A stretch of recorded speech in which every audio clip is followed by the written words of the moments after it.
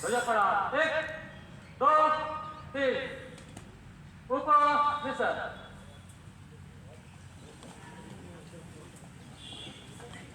यहाँ पर तय है, इसमें आप सभी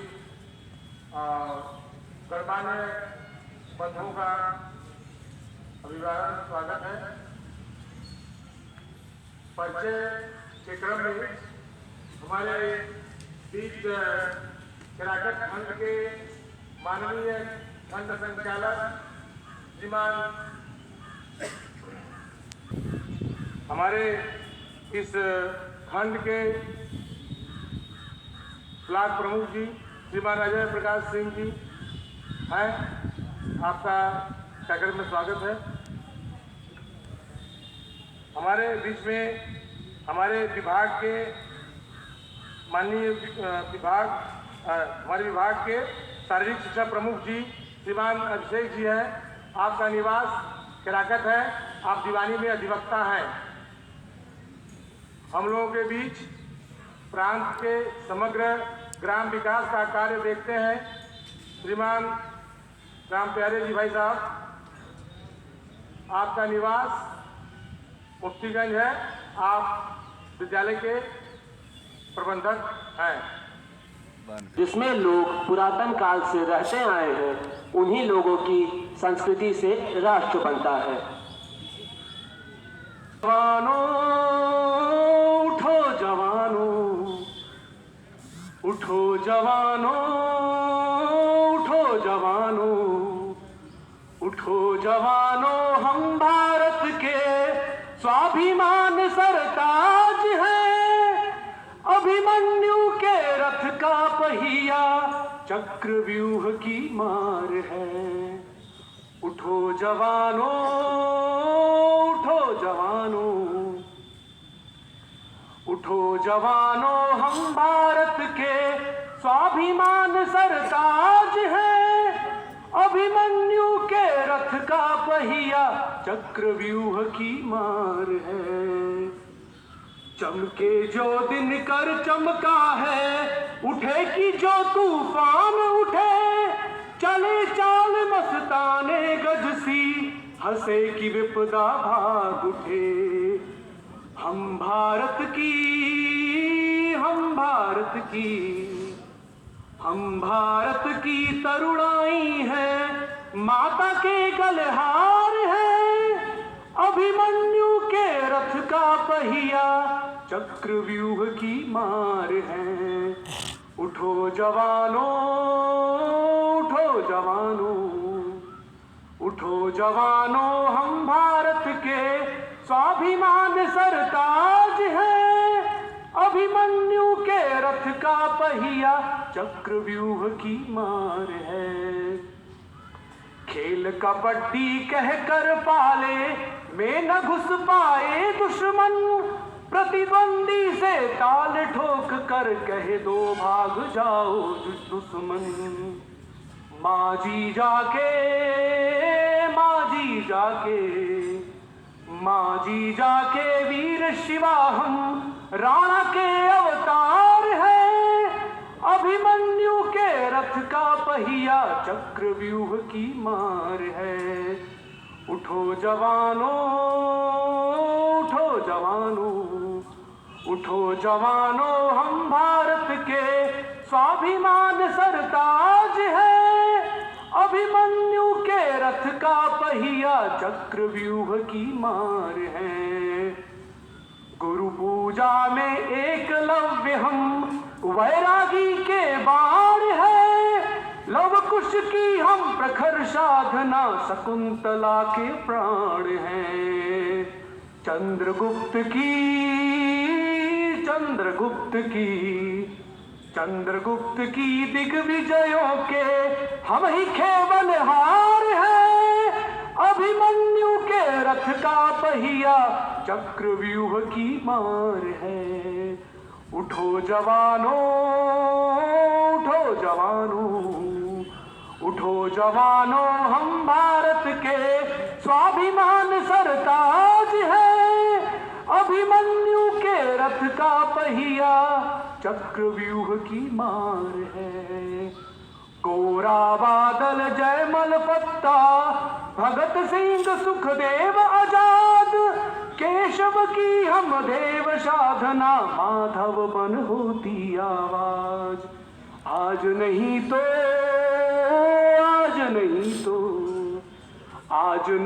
तो कल के भारत के हम पहरेदार हैं। अभिमन्यु के रथ का पहिया चक्रव्यूह की मार है।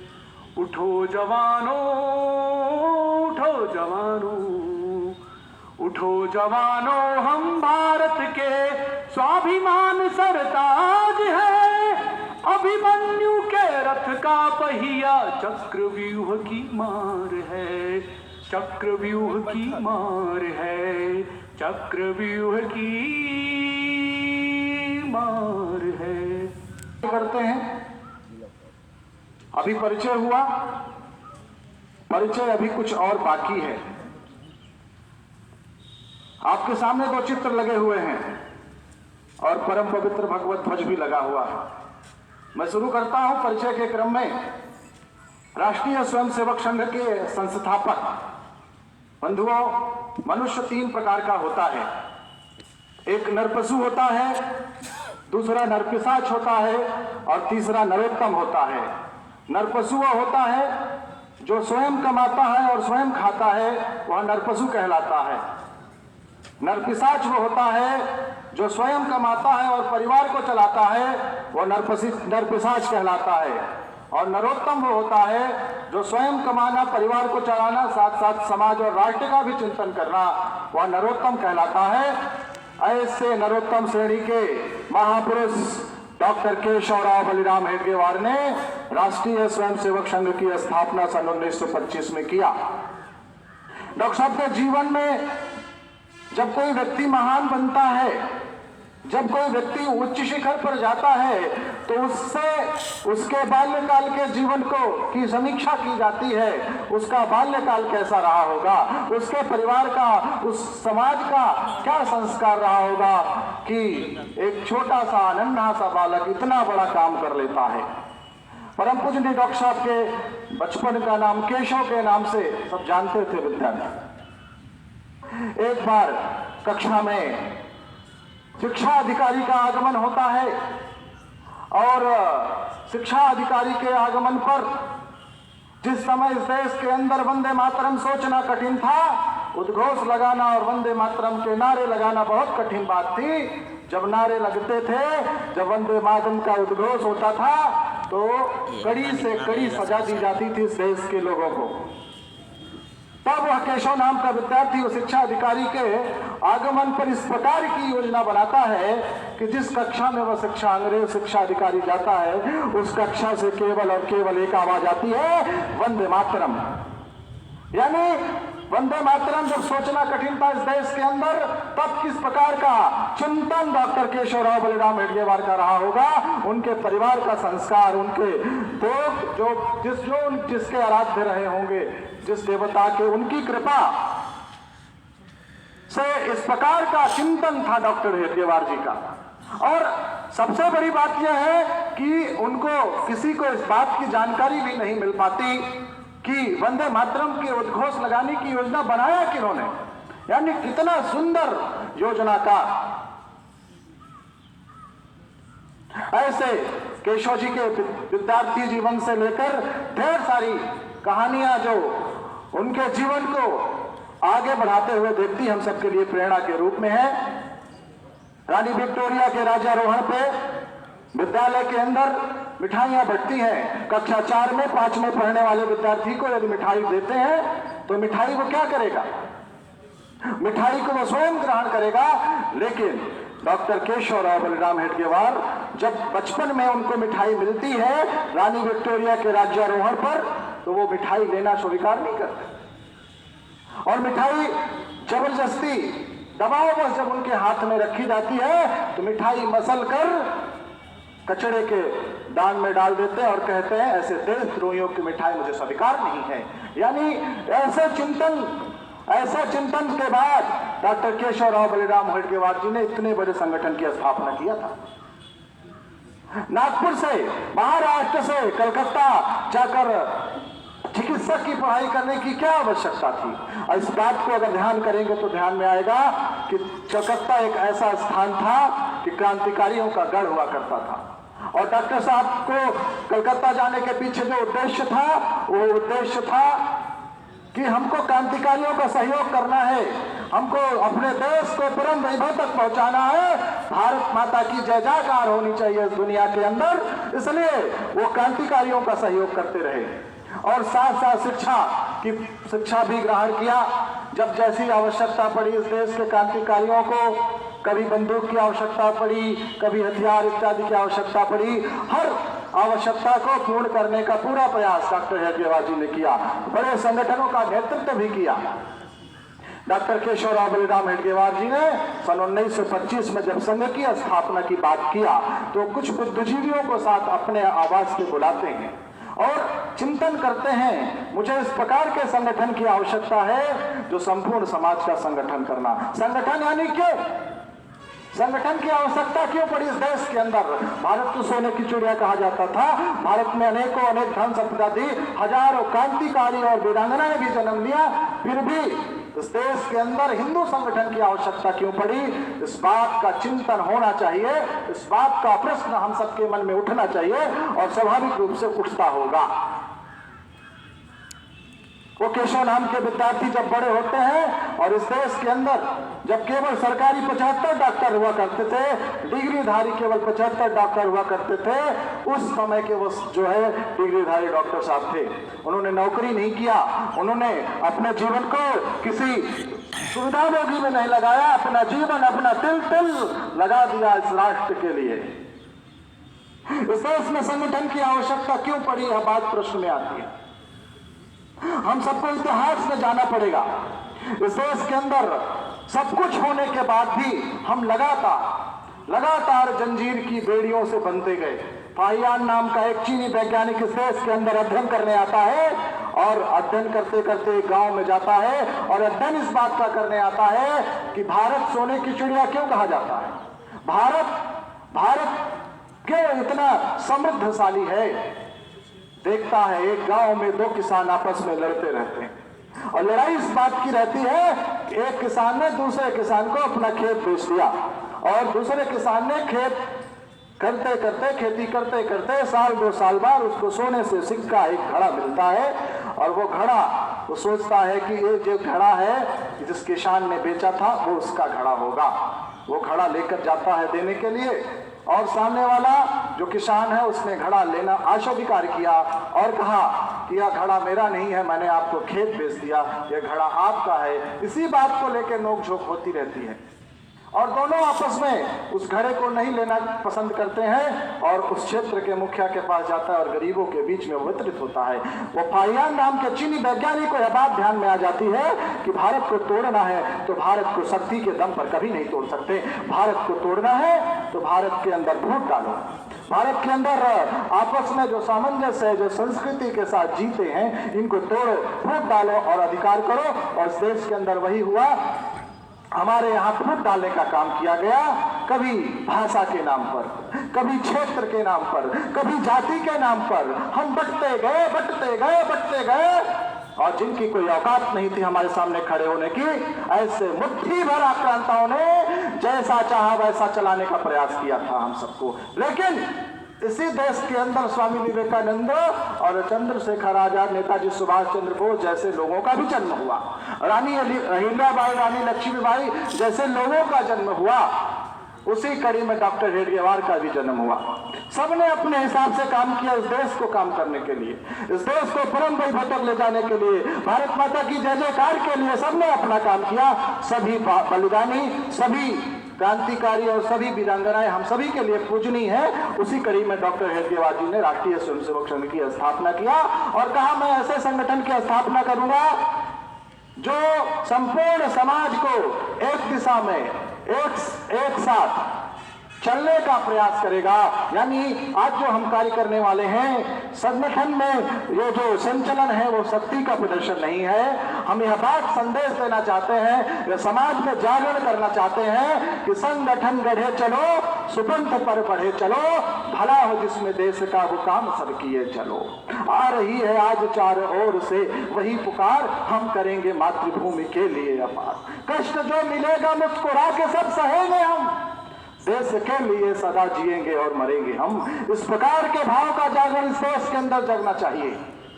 यह जो संचलन का हम कार्यक्रम करते हैं उसके पीछे यह उद्देश्य है। शताब्दी वर्ष यानी 1925 से लेकर 2025 तक संघ के 100 वर्ष पूरे होते जा रहे हैं। उसके पीछे केवल और केवल एक कारण रहा, बहुत सारे संगठनों की स्थापना हुई होगी, बहुत सारे संगठनों की स्थापना हुई, लेकिन अपने संगठन का जो मूल आधार है शुद्ध सात्विक प्रेम अपने कार्य का आधार है।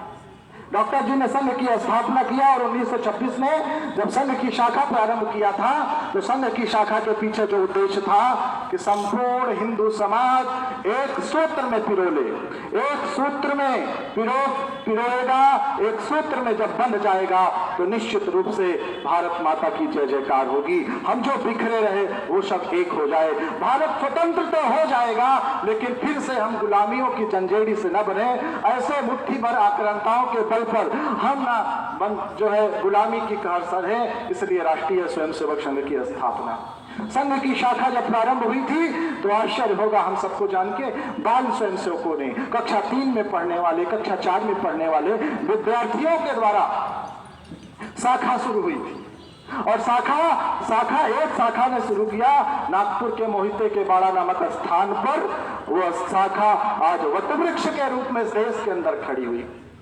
शाखा में हम करते क्या है, हम काम क्या करते हैं? शाखा है गंगा की धारा, डुबकी नित्य लगाते हैं, माँ का वंदन सांझ सवेरे श्रद्धा सुमन चलाते हैं। यानी हम शाखा में करते क्या हैं?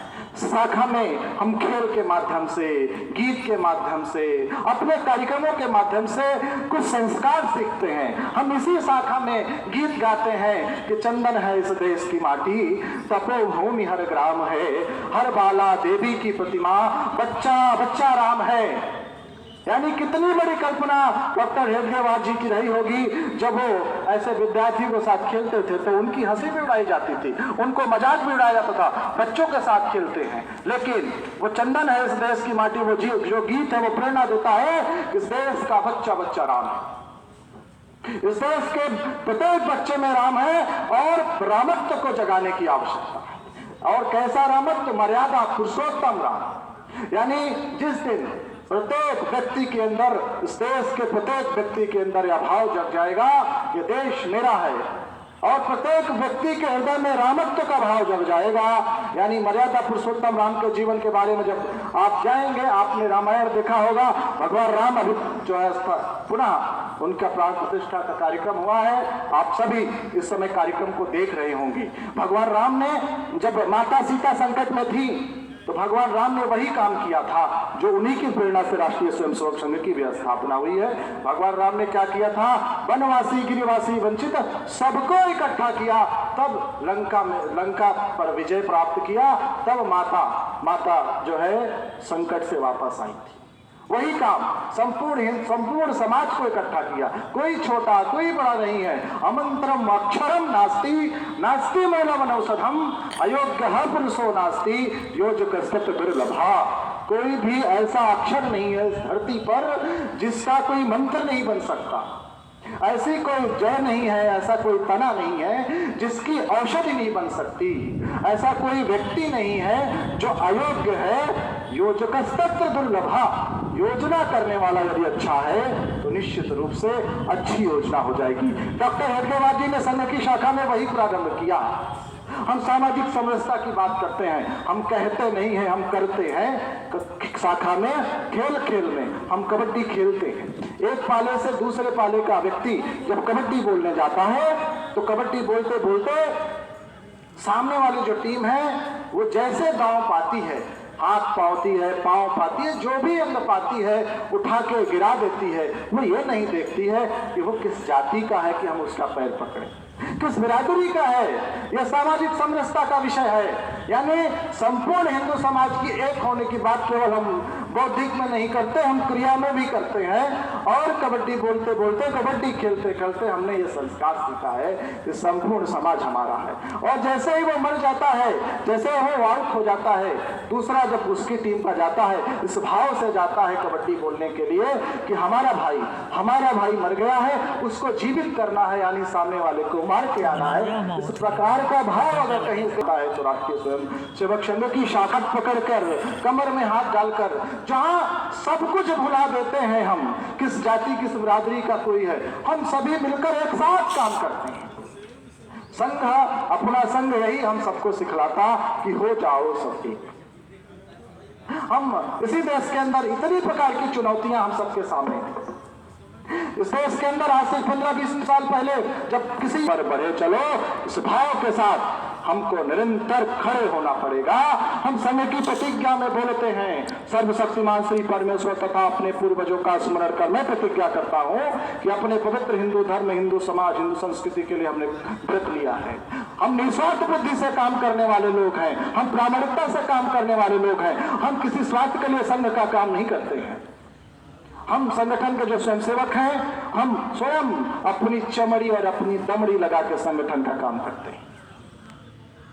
तब जाके इतने बड़े संगठन आज वटवृक्ष के रूप में खड़ा होता दिखता है। हम संघ की प्रार्थना में व्यक्ति की प्रार्थना नहीं करते, हम संघ की प्रार्थना में हम भारत माता की प्रार्थना करते हैं। परम पवित्र भगवत ध्वज को साक्षी मानकर हम उसकी प्रार्थना करते हैं।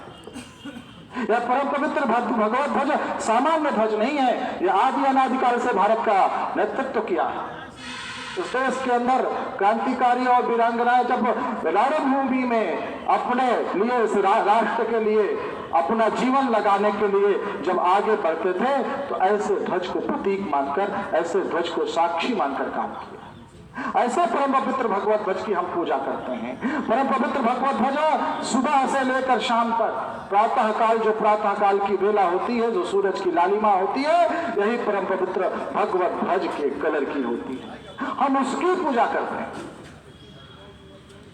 इस देश के अंदर साधु संत मठ मंदिर जिस ओर देखेंगे वहां भगवा ही भगवा दिखेगा। कोई साधु हमारे सामने भगवा वस्त्र धारण करके जब निकलता है, आगे आता है, तो स्वाभाविक रूप से हमारा नतमस्तक हो जाता है। यानी यह आस्था का प्रतीक है, यह तेज का प्रतीक है, यह समर्पण का प्रतीक है। इसको हमने पूजा किया है। जिस भगवा को धारण करके स्वामी विवेकानंद जी ने दुनिया के अंदर भारत का परचम लहराया था, हम उसकी पूजा करते हैं। हम व्यक्ति की पूजा नहीं करते। हम डॉक्टर हेडगेवार जी की केवल पूजा नहीं करते। हमने परम पवित्र भगवत ध्वज को पूजा, भगवत ध्वज को गुरु माना है। गुरु का सीधा अर्थ है कि अंधकार से प्रकाश की ओर ले जाने वाला ही गुरु कहलाता है। हम उसकी पूजा करते हैं। हम भारत माता की प्रार्थना करते हैं, नमस्ते सदा वत्सले मातृभूमे त्वया हिंदू भूमे सुखम वर्धितो हम महामंगले पुण्य भूमे तुदर्थे पतत देशकाले नमस्ते नमस्ते। हम भारत माता की बारंबार प्रार्थना करते हैं कि माँ, मैं आपको बारंबार प्रणाम करता हूँ। त्वदीयाय कार्याय बद्धाकटीयम, तेरे ही कार्य के लिए हमने अपनी कमर कसी। ये स्वयंसेवक प्रार्थना करता है कि हे माँ, मैं तेरे ही कार्य के लिए हमने अपनी कमर कसी है। अंत में बोलते हैं कि परम वैभवम नेतु में तत्पुराष्टम, भारत माता की जय। भारत माता परम वैभव तक पहुंचे तब जाके भारत माता की जय जयकार। यानी भारत माता की जय जयकार कब होगी? जब इस देश के अंदर प्रत्येक नागरिक को इस बात का स्वाभिमान हो जाएगा कि देश मेरा है और इस देश के लिए हमें कुछ करना चाहिए, तब जाके भारत माता की जय जयकार होगी। जब इस देश के अंदर अपने मंदिर की, अपने मठों की, अपने पवित्र नदियों की, क्रांतिकारियों की, साधु संत मंदिर मठों का जब सम्मान बढ़ेगा, तब जाके भारत माता की जय जयकार। इसलिए हम सभी जहां है, जिस गली में है, जिस मोहल्ले में है, उस गली, उस मोहल्ले को अपना देश मानना और स्वयं को एक सैनिक के रूप में खड़ा करना कि हम जिस गली में, जिस मोहल्ले में रहते हैं, वो देश मेरा है। वो गली, वो मोहल्ला, वो मेरा देश है। उस गली में, उस मोहल्ले में ऐसे कोई भी कार्य नहीं होंगे जो भारत माता की आन बान शान के खिलाफ होंगे। इसी देश के अंदर क्रॉस पहना के अपने हिंदू भाइयों को लोग घुमा रहे हैं। हमारी हिंदू बहनें बेटियां सुरक्षित है क्या? ये क्वेश्चन मार्क है हम सबके सामने। इतना सब कुछ होने के बाद हम सब सैनिक के रूप में खड़े रहे। पूरा हिंदू समाज हमको खड़ा करने की आवश्यकता है। जब हम में स्वर्गीय डॉक्टर साहब ने जिस पंथ की स्थापना की थी उस समय देश गुलाम था। लोग ये कहते थे कि संघ जो है स्वतंत्रता आंदोलन में कभी भाग नहीं लिया, लेकिन उनको मालूम नहीं है उस समय डॉक्टर साहब के संगठन ने समानांतर सरकार पहली बार विदर्भ में बनाई थी। संघ का ये मूल उद्देश्य था कि हमारे बहुसंख्यक हिंदू भाई जो आधुनिक बनने के कारण अपनी संस्कृति को भूल जा रहे हैं, अपने ड्रेस को भूल जा रहे हैं, अपने कर्म को भूल जा रहे हैं, उन सबको एकजुट करने के लिए और भारत में चूँकि उनका मानना है कि भारत हिंदू राष्ट्र था, है और रहेगा, हिंदुओं को इस सभी भावनाओं को बचाने के लिए उन्होंने कुछ तंत्र मंत्र की जो अपनी व्यवस्था की, उसमें शाखा एक प्रमुख था जिसमें सबसे मेल मिलाप होता था। कहावत तो ये है कि जो कौम एक साथ बैठ नहीं सकती, एक साथ मिल नहीं सकती, वो राष्ट्र धर्म के लिए एक साथ लड़ नहीं सकती। संघ के ऊपर बहुत आरोप लगे। आपातकाल, बाबरी विध्वंस, ऐसे ऐसे समय में संघ पर प्रतिबंध लगा, जबकि जवाहरलाल नेहरू और सरदार पटेल जी ने माना कि संघ जो है एक देश प्रेमी संगठन है और जांच में कभी भी संघ के ऊपर दोष नहीं लगा रहता है, क्योंकि उनका सोच ये है कि देश में सनातनी है और जो भी रहता है वो सभी हिंदुस्तानी सनातनी है। उनकी पूजा पद्धति कोई भी अलग हो सकती है।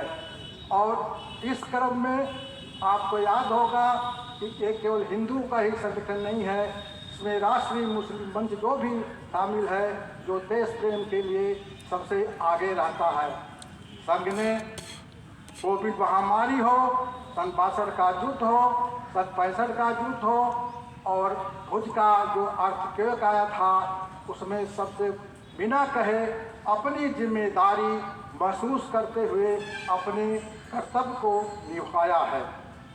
इसलिए सभी लोगों से निवेदन है कि संघ के जो मूल सिद्धांत हैं उनको पालन करें, अपनी जो परंपरा है उसको कायम रखें, देश प्रेम बनाए रखें, जिससे अखंड भारत और हिंदू राष्ट्र होने का जो सपना डॉक्टर साहब देखे थे वो पूरा हो गए। धन्यवाद। जय राष्ट्र, जय अखिल भारत। यारी तो प्रतिष्ठित हो जा और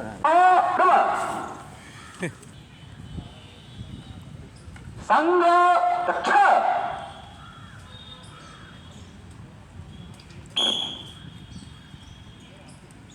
नमस्ते सदा वत्सले मातृभूमे, नमस्ते सदा वत्सले मातृभूमे, त्वया हिंदू भूमे सुखं वर्धितो, महामंगले पुण्य भूमे त्वदर्थे, पतत्वे सकायो नमस्ते नमस्ते,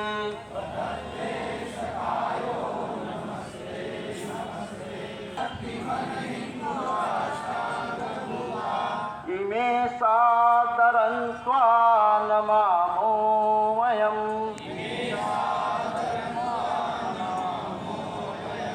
त्वदीयाय कार्याय वक्ता कटीयम्,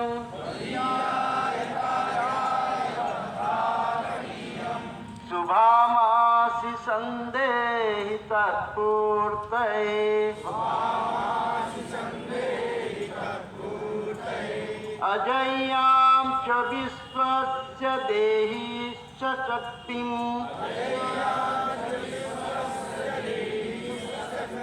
सुशीलं जगद्देननं ब्रह्मवे,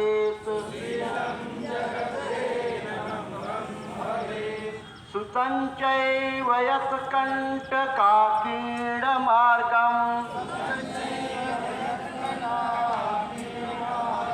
स्वयं श्रीकृष्ण सुगम कारयेत्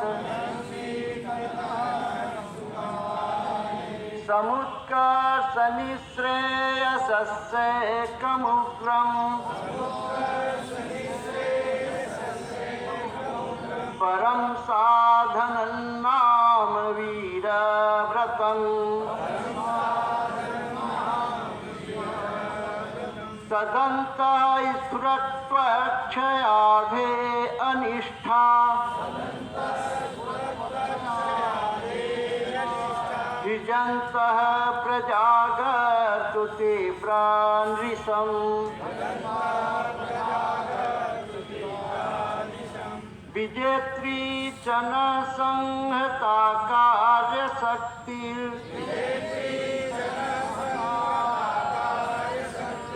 विधायास्य धर्मस्य संरक्षणम् परं वैभवं नेतुमेतत् स्वराष्ट्रम्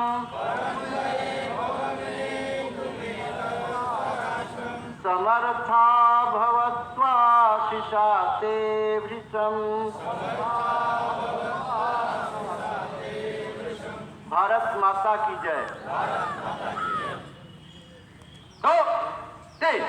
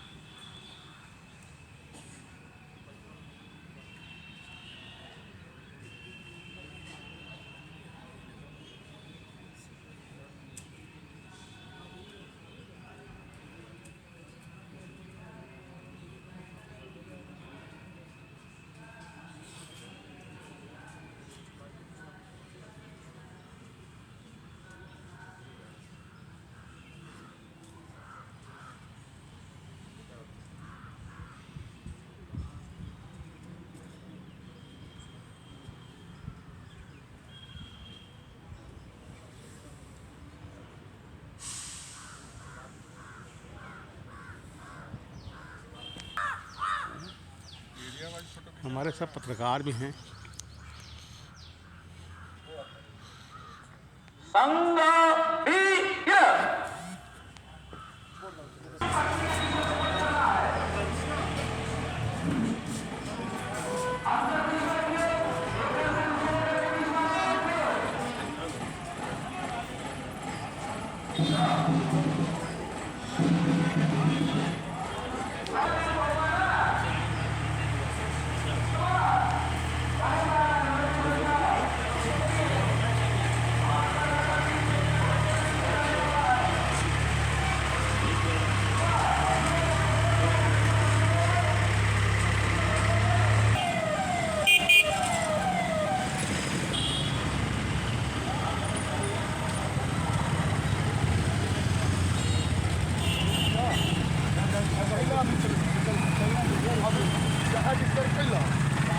बहुत ज़्यादा हो